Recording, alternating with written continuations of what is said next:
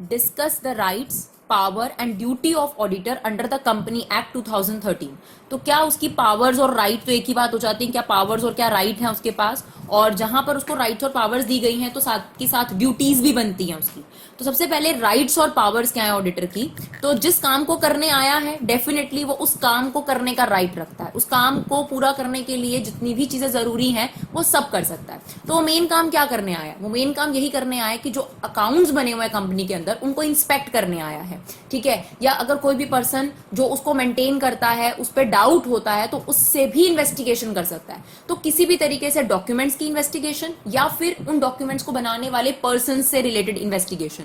अगर ये चीज वो किससे भी मांगता है तो कोई उसे रोक नहीं सकता, चाहे वो कितना भी बड़ा ऑफिशियल हो उस कंपनी के अंदर। अगर उसे लगता है कि एक पर्टिकुलर इन्फॉर्मेशन की उसको इंक्वायरी करनी है और उस इंक्वायरी के लिए उसे पर्सन से इंफॉर्मेशन चाहिए, उसको इन्वेस्टिगेट करना है, तो कोई उसे रोक नहीं सकता, ये उसका राइट है। तो एक एक करके पॉइंट्स है हमारे पास। सबसे पहला है auditor has a right to access at all time to the books of account. जब जो भी ऑफिस आवर्स होते हैं डेफिनेटली वो कोई भी बुक्स ऑफ अकाउंट्स कंपनी का जो उसे लगता है वो इंस्पेक्ट कर सकता है, वो एक्सेस कर सकता है। जब वो जो बुक मांगेगा आपसे, चाहे वो बैलेंस शीट की डिटेल है, चाहे वो आपकी मिनट बुक है, चाहे वो कोई भी बुक है, वो आपसे मांग सकता है। इवन अगर वो रजिस्टर्ड ऑफिस में पड़ी है, अगर वो आपसे मांग रहा है, तब भी आपको उसको किसी भी तरीके से वो इंफॉर्मेशन प्रोवाइड करनी ही करनी है। Second, he is entitled to inquire from the officer of the company.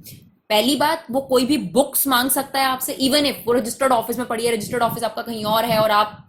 यहाँ पर जो है अभी ऑडिटिंग करा रहे हो, तब भी वो आपसे वो बुक्स मांग सकता है, चाहे आप उसे किसी और तरीके से, चाहे आप सॉफ्ट कॉपी में उसको प्रोवाइड करो या जो भी रिक्वायरमेंट्स हैं वैसे आपको प्रोवाइड करनी पड़ेगी। सेकेंडली, वो किसी भी ऑफिसर को, जो कंपनी के ऑफिसर्स हैं या कंपनी के एम्प्लॉइज हैं, जब उसको किसी एक्सप्लेनेशन की या इंफॉर्मेशन की जरूरत है तो किसी भी पर्सन को इंक्वायर कर सकता है, और उनकी ड्यूटी है और इसकी पावर है कि वो उसको वो राइट इंफॉर्मेशन प्रोवाइड करेंगे। तीसरा, उसके पास राइट है कि वो जनरल मीटिंग अटेंड कर सकता है, और जैसे जनरल मीटिंग के जो नोटिसेस होते हैं वो शेयर होल्डर्स को दिए जाते हैं या सारा कुछ बताया जाता है कि जनरल मीटिंग में क्या क्या होने वाला है, वो सारी कम्युनिकेशन और वो सारे नोटिस इसके पास भी पहुंचने चाहिए। यानी अगर कोई भी जनरल मीटिंग बुलाई जा रही है बोर्ड ऑफ डायरेक्टर्स के द्वारा और इसको नहीं इन्फॉर्म करा गया तो इसका मतलब है कि इसका राइट जो है वो आपके पास पूरा नहीं करा गया, तो ये मांग सकता है कि आपको मुझे ये चीज पे मीटिंग पर बुलाना चाहिए था। तो third important point, right to attend general meeting.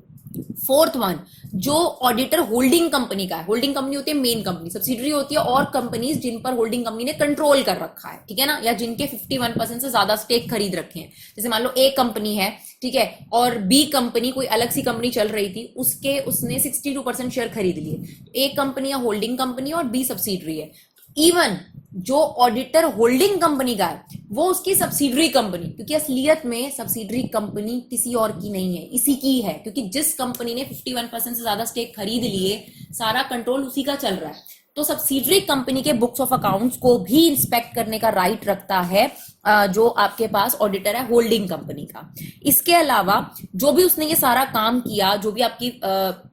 सारी जो भी बुक्स ऑफ अकाउंट्स को उसने एक तरीके से एनालाइज करा, स्क्रूटनाइज करा, उसके बदले में कमीशन रिम्यूनरेशन लेने का राइट भी उसके पास है कि उसने जो काम करा है उसके बदले में उसको रिम्यूनरेशन दिया जाए। इसके अलावा अगर उसको ये सब काम करते वक्त कुछ खर्चे करने पड़े, ठीक है, उसको ये सारा काम करने के लिए, आपकी बुक्स एक्सेस करने के लिए या कहीं से कुछ इंफॉर्मेशन निकलवानी पड़ी, तो उसको अगर कोई खर्चे करने पड़े तो उन खर्चों का हिसाब भी वो कंपनी से ले सकता है, पूरा राइट है उसके पास। तो ये उसके पास राइट्स हो गए। सबसे पहली बात, वो बुक्स ऑफ अकाउंट को एक्सेस कर सकता है, किसी भी पर्सन जो ऑफिसर जो कंपनी से रिलेटेड है उनको इंक्वायर कर सकता है, जनरल मीटिंग अटेंड करने के राइट है उसके पास, अपनी रिम्यूनरेशन मांग सकता है, होल्डिंग कंपनी की जो सब्सिडरी कंपनीज हैं उनकी भी किसी भी इंफॉर्मेशन को, किसी भी फाइनेंशियल स्टेटमेंट को वो पूरे तरीके से एक्सेस करके एनालाइज कर सकता है और उस पर रिपोर्ट दे सकता है। अब है हमारे पास इसी के अंदर कि ड्यूटीज क्या है ऑडिटर की, राइट्स तो आपने बता दिए, ड्यूटीज क्या है। तो ऑब्वियसली जिस काम के लिए वो आया है वही उसकी ड्यूटी है। तो सबसे पहले तो जिन मैटर्स पर उसको स्पेशली ध्यान देना है उनको इंक्वायर करना। खास तौर पर एक ऑडिटर क्या चीज इंक्वायर करता है, एक तो कंपनी की बैलेंस शीट में जो लोन्स चल रहे होते हैं, ठीक है, उनको इंक्वायर करता है कि वो लोन कितने रुपए के लिए गए, ठीक है, किस जगह से लिए गए, सिक्योर्ड लोन है या अनसिक्योर्ड लोन है। अगर सिक्योर्ड लोन है तो प्रॉपर सिक्योरिटी दी है या नहीं दी है, कितनी की सिक्योरिटी दी है, उस लोन का इस्तेमाल किस एसेट को परचेज करने में लगाया, अच्छा जिस एसेट के लिए आपने लोन लिया क्या वाकई में वो अपनी एसेट परचेज करी या नहीं करी। तो बेसिकली उसका पर्पस क्या है, इंक्वायर करना, खास तौर पर कंपनी के जो लोन है, कंपनी के जो एसेट्स हैं, इनको इंक्वायर करना। इसके अलावा ये इंक्वायर करना कि कंपनी ने इन्वेस्ट कहां कहां कर रखा है, क्योंकि हमने बैलेंस शीट में पढ़ा हुआ है नॉन करंट इन्वेस्टमेंट नाम से एक हेड होता है, जिसमें ये होता है कि कंपनी किसी और कंपनी के शेयर्स या किसी और कंपनी के डिबेंचर्स परचेज कर सकती है। तो ये जो कंपनी है एक इन्वेस्टमेंट कंपनी नहीं है, स्टिल इसने बहुत सारे दूसरी कंपनी में शेयर्स और ये सब चीजें खरीद रखे हैं। तो क्यों खरीद रखे हैं, मतलब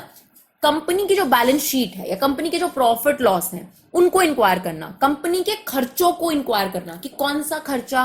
किस बात के लिए हुआ, क्या वाकई में उसके लिए वाउचर्स अवेलेबल हैं या नहीं है। वाउचर्स क्या होते हैं, वो बिल होते हैं, वो प्रूफ होते हैं जो ये डिपिक्ट करते हैं कि वाकई में ये ट्रांजैक्शन हुई थी। तो कई बार तो वाउचर भी गलत बना दिए जाते हैं, झूठे मूठे वाउचर बना लिए जाते हैं, तो उन वाउचर को भी वो वेरीफाई करता है कि हाँ ये वाउचर इस कंपनी से वाकई में इशू करा गया था या नहीं करा गया था। तो इसकी मेन ड्यूटी क्या है, कंपनी के लोन्स एंड एडवांसेस को वेरीफाई करना, कंपनी की एसेट्स को वेरिफिकेशन देखना, कंपनी ठीक से डेप्रिसिएशन लगा रही है नहीं लगा रही उन चीजों को देखना, कंपनी इंटरेस्ट पेमेंट कितना कर रही है, कंपनी के जो लोन है वो सिक्योर्ड है, सिक्योरिटी जो दे रखी है वो सही है या नहीं है, कंपनी ने जिस पर्पस के लिए लोन लिया उस पर्पस से क्या परचेज करा गया।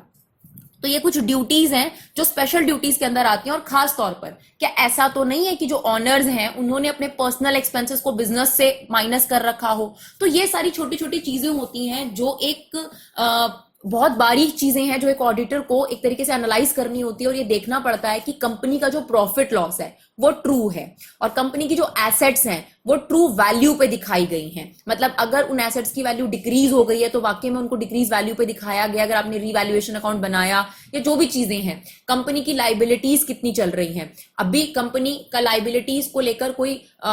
केस तो नहीं चल रहा, क्या कंपनी अपनी शॉर्ट टर्म लाइबिलिटीज और लॉन्ग टर्म लाइबिलिटी ठीक से चुका पा रही है नहीं चुका पा रही, तो उसकी फाइनेंशियल कैपेबिलिटी पे जजमेंट देना, वो फाइनेंशियली ठीक से कर रहा है नहीं कर रहा, उसकी जो जितनी भी रिपोर्ट्स बन रही है उसकी जो अकाउंटिंग पार्ट हो रहा है वो ठीक हो रहा है या नहीं हो रहा। तो इट्स अ फर्स्ट ड्यूटी जिसमें बहुत सारे काम आते हैं। सेकंड ड्यूटी है duty to act as a whistle blower. Whistle blower क्या होता है, जैसे हम कहते हैं ना कि जैसे एक चौकीदार क्या करता है, चोर आ गया तो फटाफट से सीटी बजा देता है, तो बिल्कुल वही काम है इसका कि जिस कंपनी में इसको चोरी के बारे में पता चला इसको सीटी बजा देनी है और उसको बता देना है दुनिया को कि भाई ये फलाना कंपनी जो है गलत कर रही है। यहाँ पे दुनिया का मतलब है सेंट्रल गवर्नमेंट को। तो जैसे ही उसको नॉलेज हुई कि किसी कंपनी में बड़े लेवल पे फ्रॉड किया जा रहा है, जिससे इन्वेस्टर्स के साथ धोखा हो रहा है या फिर इंप्लॉइज के साथ धोखा हो रहा है, तो जब उसको ये बात पता चली 60 दिन के अंदर अंदर उसको ये बात सेंट्रल गवर्नमेंट को अपनी रिपोर्ट के थ्रू बतानी है।